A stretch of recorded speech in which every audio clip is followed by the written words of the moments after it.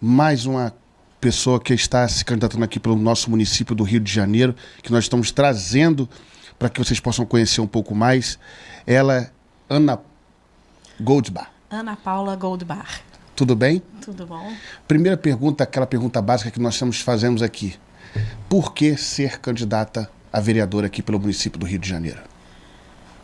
Isso envolve uma história política minha, de criança, de gostar de política. E de gostar de ver as coisas funcionando. Eu tenho uma veia política dentro de mim, eu gosto, me atrai. E quando você vive numa cidade que precisa de uma ajuda, por que não ajudar? Eu já mexo com política há algum tempo, eu sou ativista política, a gente vai à porta de Alerj, porta de Câmara de Vereadores, a gente luta pela população para várias coisas. Então, ser ativista é um passo além de você estar dentro da internet, só falando, escrevendo. É você trazer pessoas e falar para pessoas os problemas. Quando você passa a ser o político, você consegue trabalhar nas soluções, porque você às vezes vai falar com um deputado, com um vereador, e nem sempre você consegue chegar a eles ou passar para eles a demanda, tua demanda ou a demanda de alguém que te pediu, já que sabe que você tem acesso. E se a gente está lá e tem consciência do que está fazendo, sabe o que vai fazer, porque ao contrário do Tiririca, se me colocar lá, eu sei o que eu vou fazer e sei como fazer, eu estudei para isso, é um passo além, eu ir adiante de tudo que eu já fiz até agora. Eu preciso melhorar, fazer mais, por onde eu ando, por onde eu passo, tudo que eu vejo, e as ideias, você fica com as ideias. Elas ficam paradas no ar. Então, a partir do momento que você estuda e se prepara, você aprende a transformar essas ideias em projetos, a partir da hora que você está lá dentro, você transforma esses projetos em lei. Entendi. Sabe por quê, Ana? Porque você falou agora aí, né? Que o Tiririca falou que na época ele falou que não sabe o que fazer. Soa um pouco estranho uma pessoa ser tão sincera em dizer que não sabe o que vai fazer, o que está fazendo, e mesmo assim tem uma votação. Ele está sendo sincero que ele não sabe o que vai fazer e mesmo assim recebe uma votação, como ele recebeu nas vezes que se candidatou, muitos votos. Ou seja, assumir uma incompetência, assumir que não tá assumindo nada, que não vai fazer nada, e as pessoas assim, mesmo assim ainda votam. Não tem essa consciência de votação, não tem essa consciência do seu voto, né? Por isso que nós fazemos isso aqui, para mostrar às pessoas que nós temos pessoas sérias para trabalhar. Nós temos pessoas sérias que querem trabalhar, né? Isso. Eu voto em pessoas como Tiririca ou em celebridades, é um voto assim, não sei em quem eu vou votar, gosto dessa pessoa e vou votar nela, sem você conhecer quem é essa pessoa, o que ela vai fazer. Quando ela diz que não sabe o que vai fazer, na verdade pode ser um voto de protesto, não quero votar no que estava, e eu gosto desse cara, eu acho que ele vai ser legal, apesar de conhecer essas celebridades através de personagens que elas criam, né? Mas você acredita naquilo, você acha... Então, pode ser um voto de protesto para não votar nos outros, mas pode ser um voto de esperança também. Então, você vota numa pessoa que você gosta e você acha que ela pode fazer alguma coisa por você. E nem sempre a pessoa sabe. Então, o conhecimento do que você vai fazer, ele é acima de tudo, né? Claro que tem um carisma, você tem que ter uma boa equipe de campanha, coisa que eu não tenho, eu trabalho sozinha, mas se você tem uma equipe, eu vou em alguns lugares que eu vejo pessoas com coordenadores, vários coordenadores de campanha, um para cada bairro, que saem com bandeirinha, 15 pessoas na rua gritando o nome, falando e tal, e tá lá a Ana Paula sozinha, tomando coragem de te abordar na rua, e você não... Né? Quando você vê aquele multidão, você acaba indo no embalo, né? Mas a Ana Paula sozinha está lá. Então, é um trabalho mais difícil, mesmo que você saiba muito mais do que outras pessoas que estão com o fuzuê, com a celebridade, com os nomes conhecidos. Hoje a gente vê bastante pessoas boas, com chances de entrar, graças a Deus, inclusive dessas que têm campanha grande. Tomara que entre, porque eu acho que a bancada ela tem que ser grande, né? Não adianta todo mundo focar num. A gente viu o Carlos Bolsonaro sendo eleito e não podendo agir dentro da Câmara dos Vereadores, porque eram 2, 3 conservadores contra um monte de gente de esquerda. Então, ele não conseguia passar as pautas dele direito, uma ou outra passava, e ele não conseguia barrar as pautas que eram inoportunas, que eram desagradáveis, ou que eram completamente Na verdade, eu falei inoportuno, não, pautas de oportunismo também, né? Então, você precisa ter uma bancada grande. Eu torço para vários que tenham a mesma linha de pensamento que eu sejam eleitos. Mas eu quero estar lá também. Porque eu tenho as minhas pautas, eu tenho os projetos já preparados, prontos. Eu fiz um curso de política e estratégia, eu sei sentar. Eu tive uma ideia genial, eu vou sentar e vou estudar essa ideia para ver a viabilidade dela, se ela pode se transformar num projeto ou não, se é da minha competência como vereador ou não, o que eu preciso estudar nela, a partir do momento que eu vejo que existe a possibilidade de se transformar um projeto, o que eu tenho que estudar nela até transformar esse projeto num projeto de lei, para ser votado e viável de ganhar votos. Porque você tem que pensar no que vai acontecer. E esses projetos, eu sou aquela pessoa que eu sou do povo, mas eu estou pelo povo também. Então, às vezes, eu já brinquei algumas vezes assim, eu sou candidata egoísta. Por que você é egoísta, Ana Paula? Porque eu quero viver bem. Mas eu sou uma cidadã carioca. Então, para Ana Paula, cidadã carioca, viver bem, os outros cariocas vão estar vivendo bem também. O que eu vou fazer para mim, eu vou fazer para você, vou fazer para ela, vou fazer para o pessoal ali fora. Então, eu tenho essa coisa que eu chamo de egoísmo, mas, na verdade, é um egoísmo coletivo. É querer que todo mundo melhore. É querer andar na rua e olhar as pessoas que precisam de várias assistências, de leis, de apoios, que elas estejam sendo apoiadas e estejam melhorando a vida delas também através de um trabalho que eu vou estar fazendo. Então, isso é importante, pensar no coletivo, né? Porque nós vemos aí nas últimas eleições, né, um falso coletivo, né? Não, nós queremos pensar no coletivo, mas tem que ser do nosso grupo. É o coletivo que é mais de um, mas é 3 ou 4, 5 no máximo, né? Uhum. Aquele grupo, né? Então, que muitas vezes é em desfavor do grupo maior, né? Que nós chamamos do povo de verdade. Então, Ana, quando a gente pergunta por que ser candidato, porque se tratando principalmente do Rio de Janeiro, para qualquer outra cidade, né, seja ela pequena, média, já é um desafio, né? Se tratando de Rio de Janeiro, é um desafio ainda maior, porque muitas coisas aqui no nosso município são crônicas. É uma coisa que o povo já acredita de uma certa forma que é difícil de tirar da cabeça, né? É difícil de falar assim, olha, o certo sempre foi esse aqui. Ou pelo menos o ideal seria esse aqui. Mas algumas pessoas pensam já há muito tempo ao contrário. Não, isso não dá certo. Não, isso é utopia. Não vale a pena, por exemplo, não vale a pena um prefeito fazer um bem para todos, porque alguns vão reclamar, outros não vão saber utilizar, então tá bom do jeito que está. Então algumas coisas são crônicas, as pessoas têm aquela baixa estima, né? Já é crônico. Como é que a gente pode mudar isso, né? O vereador primeiro ele tem que enxergar que ele é uma pessoa que, de todas as competências de legislativo, ele é o cara pé no chão. Então, ele está trabalhando para a mudança da vida diária do povo. O povo, infelizmente, nós fomos criados com essa coisa, não vai dar certo, nem tenta, porque não vai dar certo. Todo político é ruim. Porque a gente foi criado, inclusive, para criar essa mentalidade que todo político é ruim, para as pessoas se afastarem da política e os velhos políticos se manterem, continuarem passando de geração em geração, de pai para filho ou para os assessores, e manter todo um sistema que os vereadores novos estão querendo mostrar que não. A nova política que está acontecendo de 2018 para cá, principalmente, por causa da polarização, é uma política que vem mostrar que, sim, vale a pena tentar. O não eu já tenho. Se eu não tentar, isso ali, aliás, é uma filosofia de vida minha.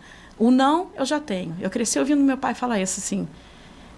O não você já tem. Eu falei, mas o não você já tem. Vai lá e faz. E quando eu falava, vou tentar, ele falou assim, você não vai tentar, você vai fazer. Quem tenta vai ficar tentando o resto da vida. Então, eu vou lá fazer. Eu vou lá produzir um projeto de lei e vou levar para a pauta.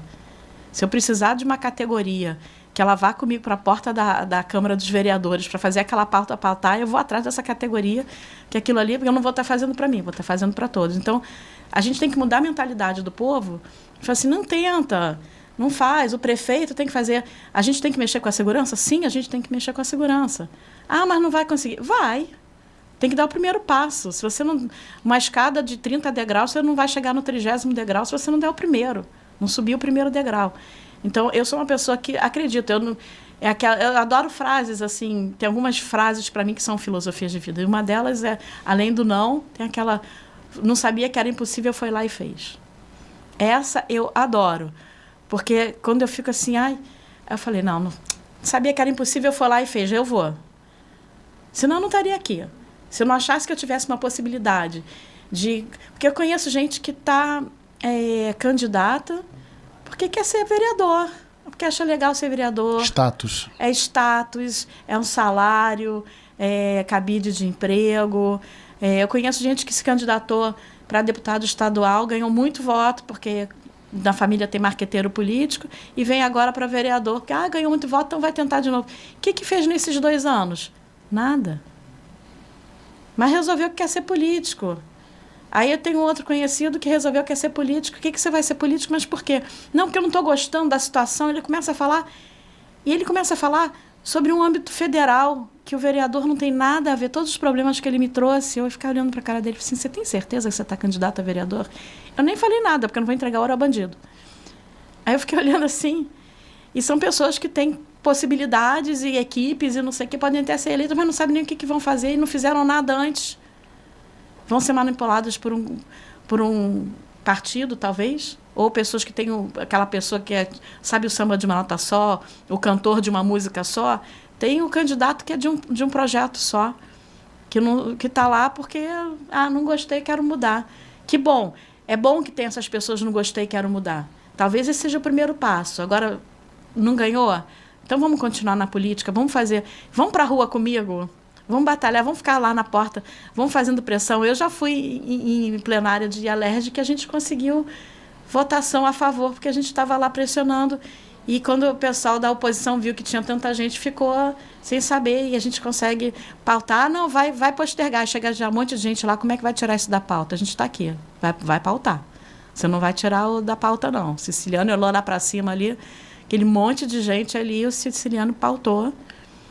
Então, assim, você tem que fazer alguma coisa. Se você não está lá dentro, alguma coisa você tem que fazer. Como eu falei, a questão é muitas vezes crônica, já vem de pensamentos antigos, e esses pensamentos antigos as pessoas tentam passar adiante para outras pessoas, né?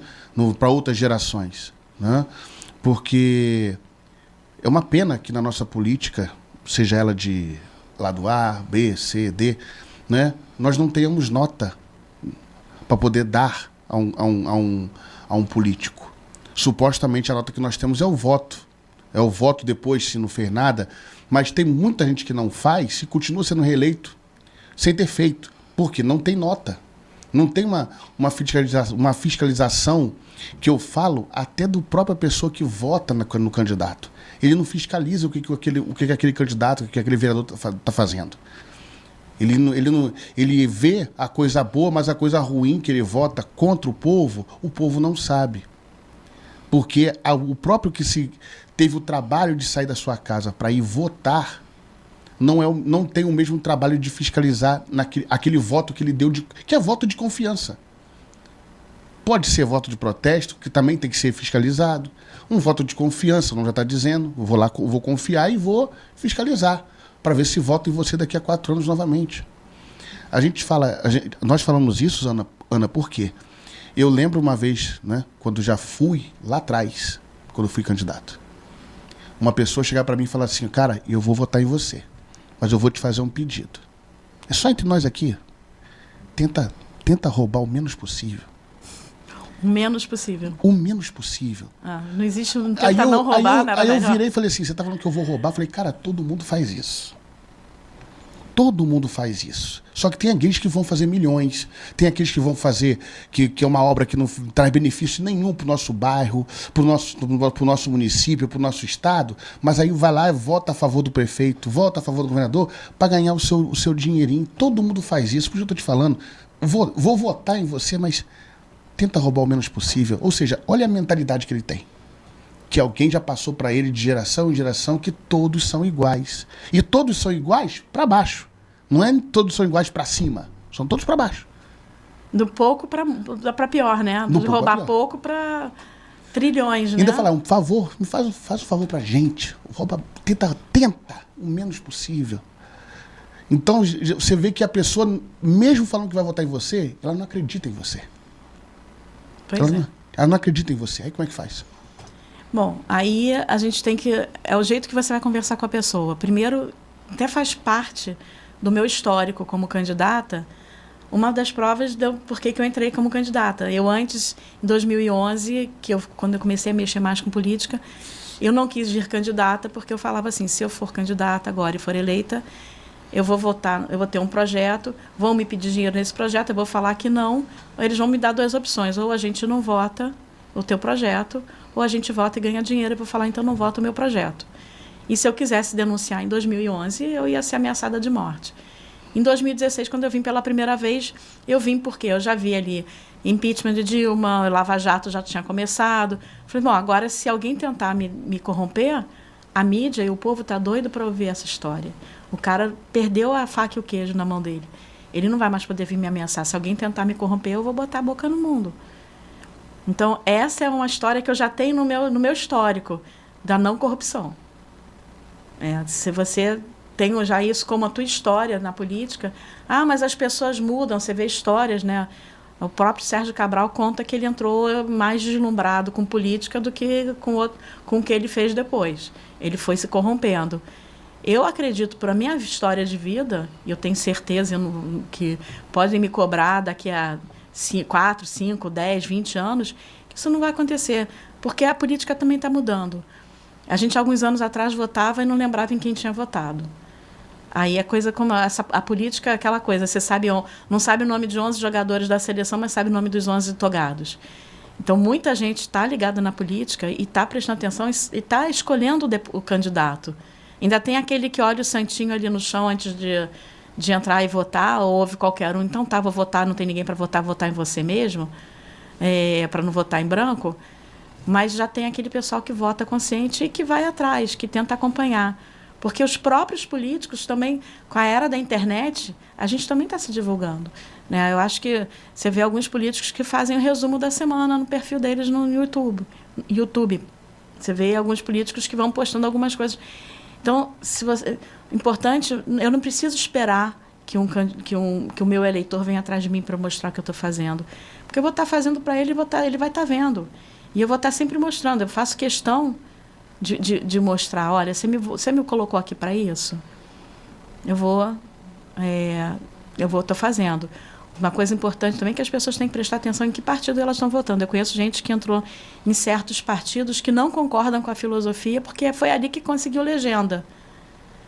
Mas essas pessoas que não conhecem política não sabem que na hora que ela tiver uma votação, se ela for eleita, e for uma votação em bloco, o líder do partido vai votar, vamos supor, eu sou contra a ideologia de gênero, tá? Porque eu acho que as crianças não têm sexualidade, não têm hormônios, não têm noção do que estão fazendo.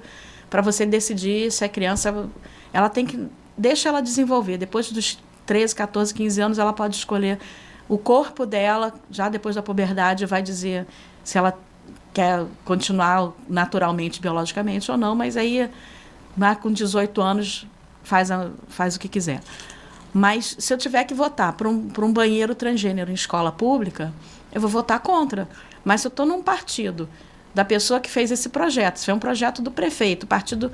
hoje a votação vai ser em bloco, quem vai decidir, quem vai votar pelo partido vai ser o líder do partido.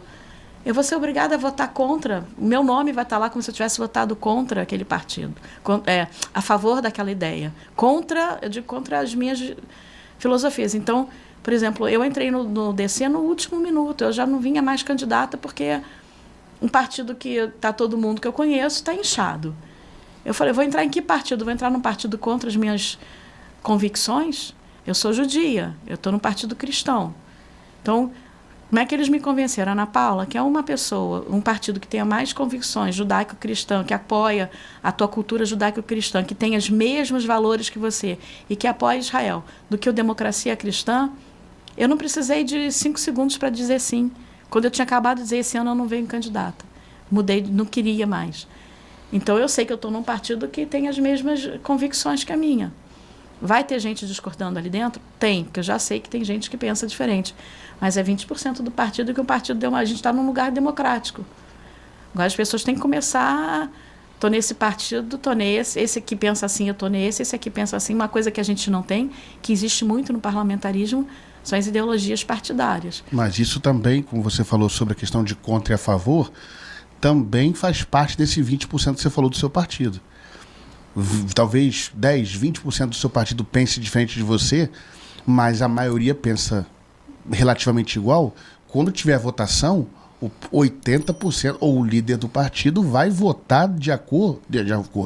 Ele vai votar contra o que aqueles 20% pensam. Também. Né? Mas é mais difícil. Ele vai ter um partido inteiro contra ele. Isso. E aí você, por exemplo, eu já fui de executiva de partido, eu fui vice-presidente do DEM Mulher Rio de Janeiro. Eu conheço como funciona um partido dentro. Então, a hora que eu estiver dentro de um partido, eu não vou ser aquela candidata, aquela, né, mais uma. Eu não sou o Zé da mecânica que foi eleito porque dava doce de Cosme e Damião e bola e boneca no Natal e tinha toda a comunidade para votar nele. E que ele não conhece nada de política. Ele ali não vai conseguir fazer uma votação sem a minha aprovação ou não. Se for um partido vota, são dois candidatos ali, dois políticos do mesmo partido ali, vai acontecer. Vai chegar um nível que você consegue se colocar. Você tem que saber se colocar também. Entrar meio com o pé na porta, entrar com o pé na porta. Porque para entrar para ser subjugado, para ser dominado, para ser submisso, não funciona comigo. Você tem que ter iniciativa, ser proativo. E você está vendo muito político que está de primeiro mandato que está se sobressaindo por causa da sua atividade. E consegue. E aí, esses 20% do partido que está contra, que pensa diferente, que nem sempre é contra, porque contra não quer dizer que seja uma coisa tão oposta, seja tão radical assim. Às vezes são pessoas que pensam diferentes. E às vezes o diferente não quer dizer que esteja errado. Mas que querem chegar no mesmo lugar. Só estão indo para uma vertente diferente, mas querem chegar no mesmo lugar. Querem chegar à mesma conclusão. Exato. Agora, eu acho que assim, não é certo ou errado. Eu pensar diferente de você não quer dizer que eu estou errado e que você está errado. Ou que eu estou certo e você está errado. A gente pensa diferente. Mas você tem que chegar no meio termo. E aí aí vem a coisa de você trazer pessoas, acompanhar, você trazia quem votou em você ali para a porta da Leste, você, Ana Paula, você tem que votar assim, Ana Paula, você tem que votar assim. Estamos aqui para ver a Ana Paula votando sim nesse projeto que o cara lá quer votar não, e você botar pressão. Você tem saber se impor, não pode deixar as coisas passarem. O político, a arte de fazer política é uma arte de fazer acordos, mas os bons acordos. Eu posso até te apoiar num projeto teu, se for um projeto bacana, porque a gente está votando ali, estamos melhorando a nossa cidade, a vida para o nosso povo, a nossa vida. Eu não posso falar a sua vida, porque você é do Carioca também, então é a nossa vida. Então você vai votar, mas quando eu precisar com um projeto aqui, esse tipo de acordo é um acordo bacana. Você pode chegar e conversar, e assim que você vai conseguindo uma assinatura para votar aqui, uma assinatura para votar ali, né? Eu não estou vendendo a dinheiro nenhum, eu estou fazendo acordos, e a política é a arte de fazer acordos. Ana, voltando no assunto da polarização, você acredita que a polarização ela veio prejudicar muitas situações em relação à política? Por exemplo, como você acabou de falar, um projeto que você acredite que seja bom para o município e que não é de sua autoria. E também não é de autoria de um partido que rege da mesma situação que a sua. Né? Eu já vi muito isso. Né? A proposta daquele vereador ela é muito boa, mas é um partido que, na maioria das vezes, é totalmente contra ao que é o do meu partido. O que eu vou fazer? Eu voto não. Mesmo sabendo que é uma situação. Essa polarização não veio, de certa forma, para estragar as relações? Veio estragar para quem segue essa linha. Se você me ouvir fazendo campanhas, vai falar assim, olha, eu vou ser uma pessoa que, se o cara da oposição falar que está fazendo um projeto, me mostrar um projeto maravilhoso, eu não quero saber quem fez aquele projeto, vai ter minha assinatura. Eu não sou, assim, isso é então, outra coisa, filosofia de vida. Eu sou uma pessoa muito ponderada. Eu sempre fui, no meu movimento, eu sou de um movimento chamado Líder BR, que nós somos 4 mulheres, E a gente é briguenta, a gente é marrenta, né? Contanto que a gente ali é do grupo que organiza as manifestações de Copacabana, a gente pega microfone, a gente grita, a gente fala, a gente se impõe, a gente chama a gente. Mas das 4, a ponderada sou eu. Sempre quando tem alguém que tem que assim, vamos acertar, vamos ver o que é melhor, quem para ali para ser ponderada sou eu. E eu tenho certeza que se eu botar um não para uma coisa que eu acho que é boa, mas só porque aquela pessoa é ruim, mas o projeto dele é bom, cara. Se eu fizer não, eu estou fazendo não para mim. Estou fazendo não para o meu filho, estou fazendo não para as pessoas que eu conheço, mas esse projeto é tão bom. Então, eu não conseguiria votar pensando na polarização, pensando que se esse partido é alinhado com o meu ou não é alinhado com o meu. Meu foco, de tudo que eu estudei, que eu fiz cursos, as pessoas hoje fogem do militarismo, né? Eu fiz cursos na Escola Superior de Guerra, que é um curso que você não pode falar sobre ideologia, você aprende coisas técnicas, você aprende política e estratégia, eu fiz cursos de gestão de defesa. Tudo que eu venho me preparando, estou fazendo cursos, palestras na área de segurança, principalmente. Tudo que eu estou me preparando para fazer vai por água abaixo, se eu for pensar se o cara é do meu lado ou não.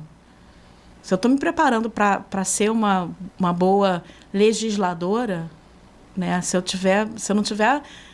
não fizer o que eu falo, e normalmente eu faço o que eu falo, não vai servir de nada. O que eu estou fazendo aqui? Eu vou ser mais uma que nem o pessoal que está se elegendo só para dizer que é vereador.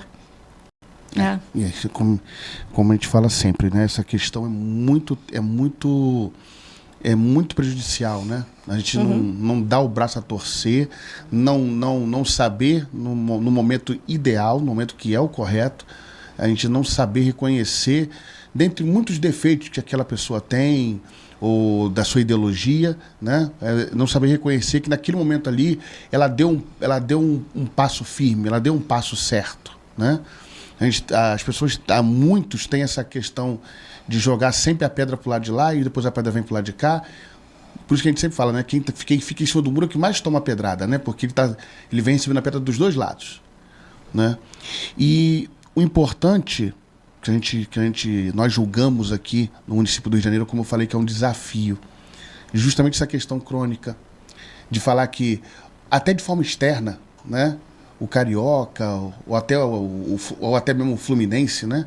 Ele já tem aquela coisa de outros estados, de falar assim, o carioca é isso, o carioca já é assim, carioca é malandrinho, carioca é metido a passar a perna nos outros. Você pega um não vou falar táxi, mas vamos lá, já falei.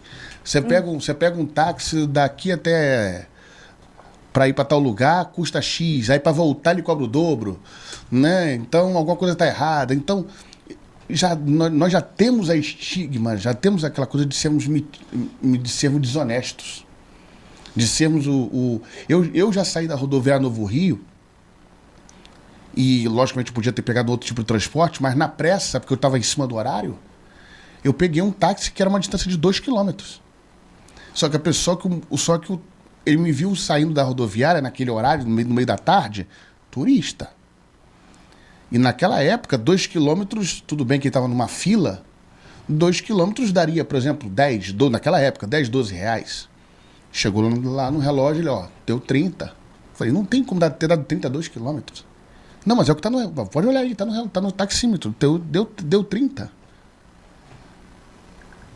Se a pessoa está com pressa, se eu não tivesse com pressa, eu falei, não, moço, não tem condições. 2 quilômetros não tem como dar 15 reais, naquela época. Não tem como dar 15 reais o quilômetro. Mas aí na pressa,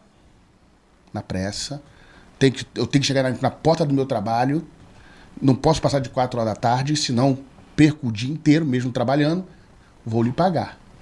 Então aquele mau profissional, ele faz o quê? Me dei bem, vou continuar fazendo. Mas se ele tivesse se dado mal, ele não fazia de novo. Ou pensaria 2 vezes antes de fazer com o próximo. Então, várias profissões, seja no automóvel, seja na escola, seja na igreja, seja em todas as áreas, o carioca, ele é, de certa forma, ele é mal falado justamente desse único ponto, né? A questão da malandragem carioca, né? Metida esperto, se puder levar vantagem em tudo, tá ótimo e não tem problema do outro se dar mal. Então, por isso que eu falei da questão crônica aqui. O nosso município ele precisa urgentemente, para ontem, tirar esse estigma de que o carioca que ele não quer o bem do Rio de Janeiro, que ele quer o bem só de si e não do coletivo. Nós temos que tirar essa mentalidade que acaba influenciando até mesmo na gente. A gente fala, não, mas o carioca já é assim mesmo, então eu também posso ser. Em algum momento eu vou dizer que também posso ser. Todo mundo faz, por que eu não posso fazer? Então, a política, muitas vezes, ela serve para isso. Para uma conscientização, como a gente falou aqui no início.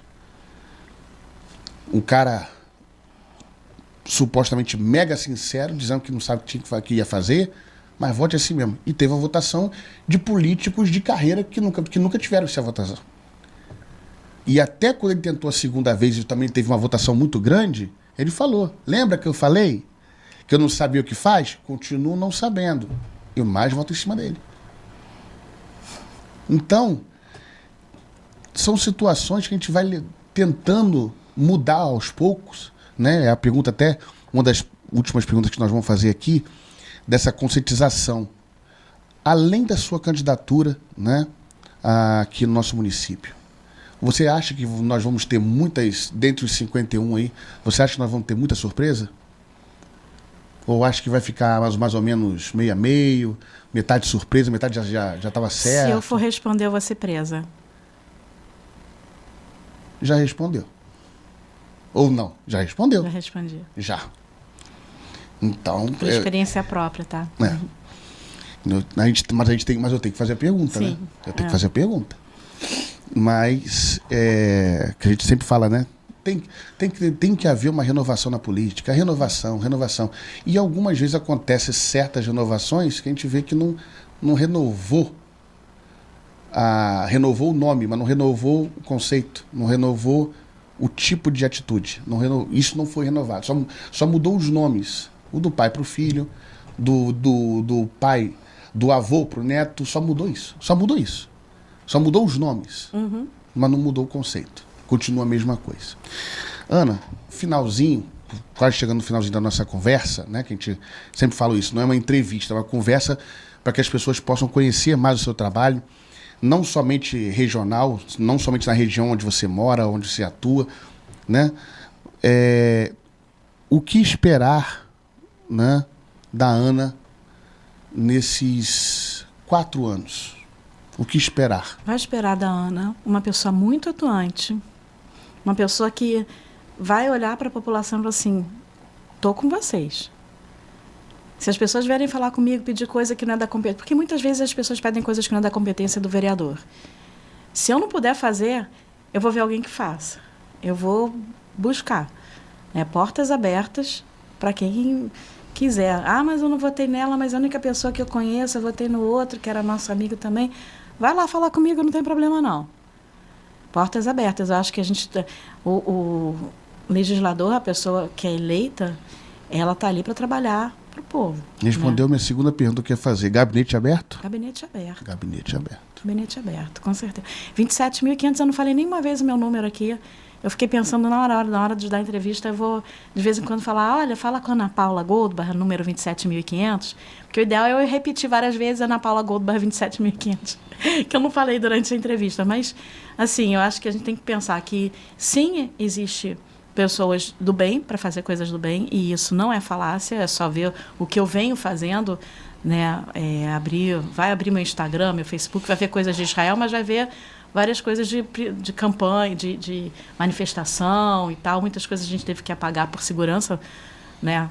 A gente tem que tomar cuidado, né? Mas estão lá, né? A proposta está fixada nos itens afixados, né? Um pouquinho de mim. Muita vontade de trabalhar. Eu consigo me imaginar num plenário brigando ali, falando, expondo, defendendo tese, defendendo lei, defendendo o povo, defendendo projeto, brigando contra coisas os meus valores, e que são os valores de muitas pessoas. Eu não é os valores da Ana Paula egoísta, os valores da Ana Paula política. Ana Paula, eu não gosto de dizer que eu sou política, eu acho que eu sou mais diplomata, né, porque é uma pessoa que está ali para gerenciar problemas e gerenciar vidas. Então, acho que a gente tem que muito pensar que existe, sim, a possibilidade de pessoas boas. Eu tenho um grande alcance? Não, meu alcance é pequeno. Mas se o alcance de cada pessoa que está aqui me ouvindo puder ir adiante, além do meu, levar meu nome, Ana Paula Goldberg, 27500, decora o número, 27500, que é o número que você tem que digitar lá, 27500, 500 é o número do meu pai, que deu muita sorte para ele, né? Então, 27500. E pode ter certeza que não vai se arrepender. Vai querer votar de novo. Duas coisas que eu gosto, que é vereança e deputado federal, que eu tenho muita afinidade com isso. E eu estou preparada, porque eu me imagino muito como vereadora, assim, sabe? Andando pela cidade, resolvendo. Assim, não, vamos resolver isso aqui. Eu me imagino, assim. E para quase fecharmos aqui, suas redes sociais, né? Além aqui do nosso podcast, né, que você consegue visualizar, consegue ouvir, como os comentários aqui embaixo, suas redes sociais. Ana Paula Goldbach. Gold é G-O-L-D. Aí, vou falar direto. É G-O-L-D de dado, B de bola, A-C-H. Goldbach. Aí quer pôr nome gringo, vai falar que é Goldbach, Goldbar. Ana Paula do sobrenome com sopinha de letrinha. Mas vai olhar a minha cara, vai saber que sou eu. Só escrever Ana Paula Gold, já vai aparecer lá a minha imagem, Ana Paula Goldbar. E a tradução é Riacho de Ouro, então é uma tradução bonita. É um nome, família polonesa, mas sobrenome alemão. Mas... Não estou falando com qualquer uma, né? Não. A Ana Paula é uma pessoa muito especial. E aí você procura no Instagram, no Facebook, no Threads, né? Threads, sei lá. Não tem mais o X, mas o X era o lugar que eu menos postava, né? Mas tá lá, Instagram, Facebook, Threads, você vai me achar. Com o mesmo nome, não tem pontuação, não tem... Não, escrevendo Ana Paula Goldbar vai aparecer. Porque um é Ana Paula Gold, eu não me lembro qual deles que é mais antigo. Mas já iniciando o sobrenome já vai aparecer. Tem mais uma, mas acho que ela casou lá no Sul mesmo. Eu descobri que eu tenho uma homônima lá no Sul. E eu acho que ela usa o sobrenome do marido, porque...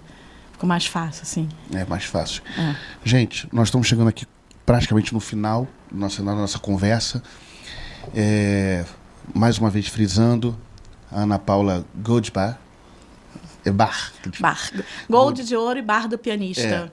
Goldbar. Ela está inscrita no Democracia Cristã, através do número 27500, né? Não custa nada frisar isso, mas a gente não pode frisar isso 27.500 vezes. Não tem tempo para isso, né? E ela é mais uma das opções aqui que nós estamos trazendo, né? No intuito dela e de outros candidatos, de serem conhecidos, não somente por uma questão de divulgação, mas pessoas que realmente nós temos aqui a pretensão de que se tornem conhecidas para que vocês possam literalmente cobrar depois. São pessoas que estão dando a cara para bater, né, para serem cobradas depois sobre isso. Então, nós aqui indicamos aqui a Ana Paula Goldbar, né, como eu falei aqui, número 27500, e pedindo, né, se é que isso é um pedido, né, é mais um clamor, né, que vocês votem com consciência. Assim como a gente falou aqui no início da nossa conversa, né, tem muita gente que declara e que assume que não tem nada para nos oferecer e mesmo assim recebe votação, recebe elogio, recebe curtida e não tem nada de bom a nos oferecer. É literalmente uma máscara, né? Então, frisando aí, nosso podcast Vida Plena, nosso podcast Energia em Comum, nessas eleições de 2024 para vereador no município do Rio de Janeiro, esperando que a Ana Paula seja uma das 51 que vão nos representar no ano 2025 até 2027, né? 29, né? 28, perdão. Final de 28, né? Então, é uma das nossas esperanças aí para que nosso Rio de Janeiro seja um pouco mais, através das políticas públicas, através de conceitos, que o nosso Rio de Janeiro seja um pouco mais justo, seja menos caótico do que é, né? De beleza, nós estamos batendo palmas de tanta beleza que o nosso município tem, mas as mazelas, mas as situações, as coisas crônicas que nós falamos aqui, ainda tem muita coisa para ser feita. E parece que tem que começar tudo de uma vez. Não, é aos poucos. Uma pessoa lutando mais do que já luta hoje, tendo condições na vereança, vai ter um pouquinho mais de condições para trazer um pouco de melhoria para o nosso município. Nós queremos aqui agradecer. Eu queria só falar 2 frases. Uma que é o lema do Líder BR e outra que é o meu lema de campanha. O Líder BR, nosso lema é: não existe liberdade sem democracia e não existe democracia sem liberdade. E o meu lema da campanha é: por um Rio para turista ver e carioca viver. Podia, em cima dessa frase, falar mais 30 minutos, mas não tem condições. Porque o que ela falou aqui... Ela é fundamento. O que ela falou aqui resumiu a conversa todinha. Literalmente. Porque não tem como a gente falar de liberdade se a gente está cerceando o espaço do outro. Se a gente está impedindo o outro de falar ou de fazer. Sendo impedidos, no caso, né? Então, como eu estava falando aqui, mais uma vez, muito obrigado pela audiência de vocês. Deixa aí seus comentários. As redes sociais dela também vão estar aí, colocadas para que você possa acessar e entrar em contato com ela nessa reta final, né? Vote com consciência. E, mais uma vez, muito obrigado pela audiência de vocês. Obrigada. E até a próxima oportunidade, querendo Deus.